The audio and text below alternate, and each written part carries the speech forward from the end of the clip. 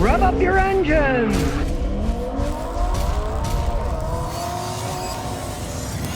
Okay, we're going to talk about old cars today. Now here's an old car, 1886. The first motor car in it ran on cleaning fluid and alcohol. Didn't have a steering wheel, had a steering tiller. You can see it's pretty old style. Got a chain drive. Now you might think this is a modern car. You would be surprised to learn that this is a 1993 Jaguar. You can see on this 56 Jaguar Roadster from 1956 to 1993, they sure went a long way. The classic 63 Jaguar XKE was one of the most beautiful cars ever made, if you ask me. Now, it was an inline six with 3 SU carbs, put out 265 horsepower, which is nothing to today's time, but nothing so style like an XKE. I mean, just reigns of style. And speaking of style, here's a 57 300C Chrysler convertible. The 300 series went on for a while, but of course, this is the 50s. They were nuts about wings. Chrysler always had style. Maybe it didn't last all that long, but hey, they had style. Now, in 1957, this baby had 375 horsepower, so it could go. Sure, it's a heavy vehicle,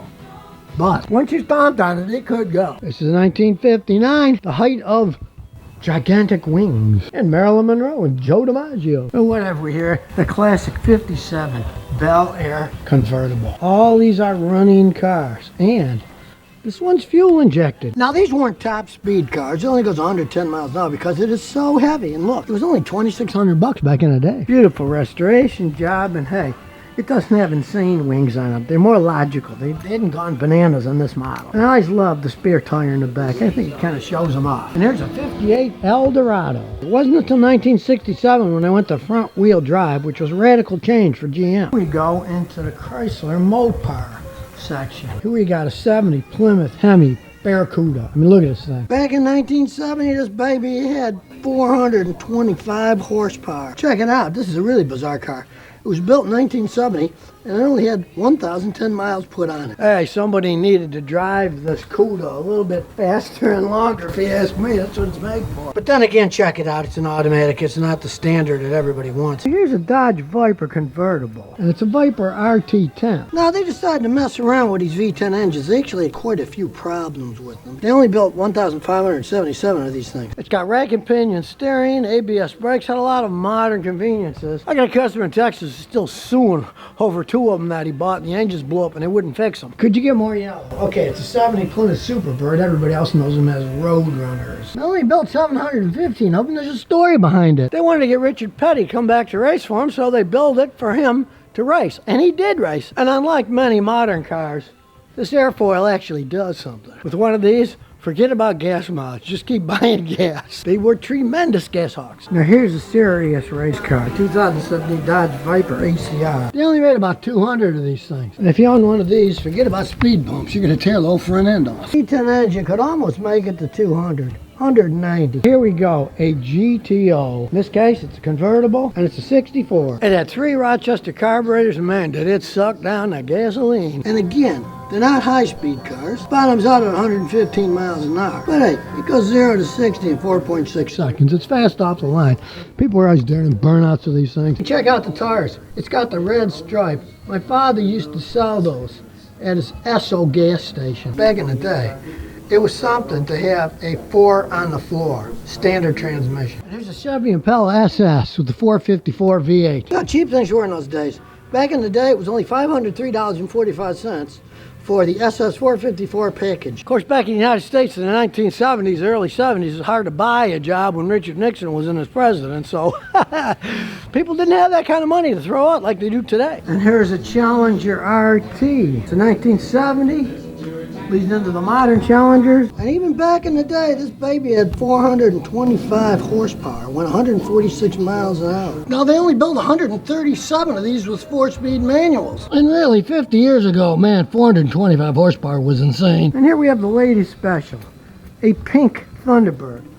with a white top. They're fiberglass. They come off. This is a 57, which is alternately collectible. A lot of 57s were collectible. This was the last of the two-seater Thunderbirds. Even got a little opera window on it. Chrome was everywhere these days, and yet they didn't get too carried away with the fins. They're relatively conservative. Gives it a nice look. Now, for those of you interested in Porsches, they got a whole bunch of Porsches in here. A little more modern. We get to a 2016 Porsche GT3 RS. And this baby's putting out 500 horsepower. 0 to 60 in 3 seconds. Top speed 193. Quite a change over the years. Now here's a 75 Porsche 911S Targa.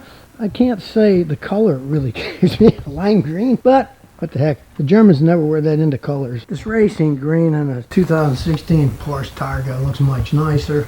I'd like it a little darker, like an English racing green, but hey. But if you want to spend more money and get a more modern one, here's a 2011 Porsche 911 Speedster. They only built 356 of these, and they started at $204,000. It's a 7-speed PDK transmission. They actually work quite well, but when they break, start throwing those Deutschmarks out. Well, it would be euros these days. Throwing their euros down the endless money pit. This one in racing green is for you. It's a 2018 Porsche 911 GT2 RS Weissach. It's an automatic, but boy, they shift like a dream. The museum would be complete without a red Ferrari. In this case, it's a 64 250 GTO. You've certainly seen this poster all over the place. But they've certainly gone up in price. This baby was only $18,500. Now here's one of my favorites. A 57 BMW i7. That's how you get in. There's the steering wheel.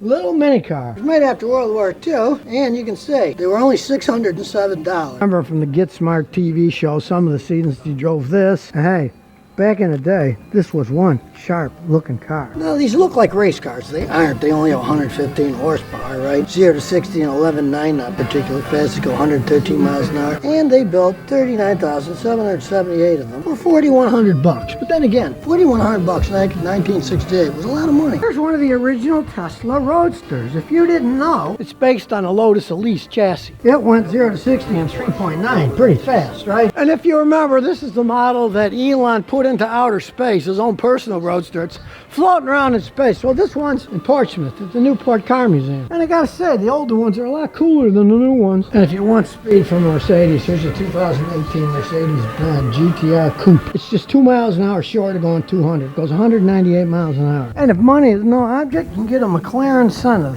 This is 2019, and guess what? It starts out at $960,000. They made 500 of them. And if you're going to go 211 miles an hour, you're really going to need that spoiler, let me tell you. It's a serious car for people with serious money. And now we're in the Corvette section. There's a 57 Corvette Fuelie, and yes, in 1957, this baby had fuel injection. The Rochester Carburetor Corporation built a ramjet fuel injection system for this, so they could have a fuel-injected one way back in 1957. Granted, back then there weren't any mechanics that knew how to fix them. My grandfather was a really good mechanic, but when people brought these things in, kind of scratched his head and saying, what the heck's going on here? This is the 2019 ZR1, and as you can see, 755 horsepower. 0 to 60, 2.7 seconds, goes 211 miles an hour, and it starts at $144,000. Of course, no collection would be complete without a 63 Corvette Stingray split window coupe. These babies are collector's items. As the name implies, there's a split window. Kid across the street from me, Tommy Lawrence, had one. His father bought it for a graduation present. And all I remember is that old mechanical clutch. You practically had to put 2 feet on that clutch pedal to get it. They were monsters to drive. And for the little kids, here's a 2020 Little Tikes Cozy Coupe. They don't give figures on 0 to 60 miles an hour, though. Now here's a Ford unlike any Ford you've ever seen. 2019 Ford GT. Look at it. Looks more like a Ferrari. Check it out. 0 to 60. 2.9 seconds, top speed, 216 miles an hour. Now, it is kind of pricey, though. It's $453,000. But let's look at it this way. Other than the Ford emblem, you'd never know it was a Ford. And here's another collector's item, the 65 Ford Mustang Shelby GT 350R. Again, it's a serious racing machine. It's got a fire extinguisher inside. It's only $5,900, and it goes 184 miles an hour. Now, they only built 34 of them. 427 SC Cobra.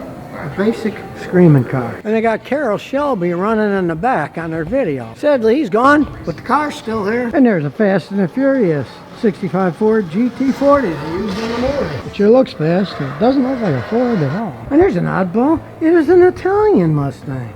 It's a 71 Di Tommaso Pantera. It was collaboration between Ford Motor Company and former auto racer Alejandro Di Tommaso.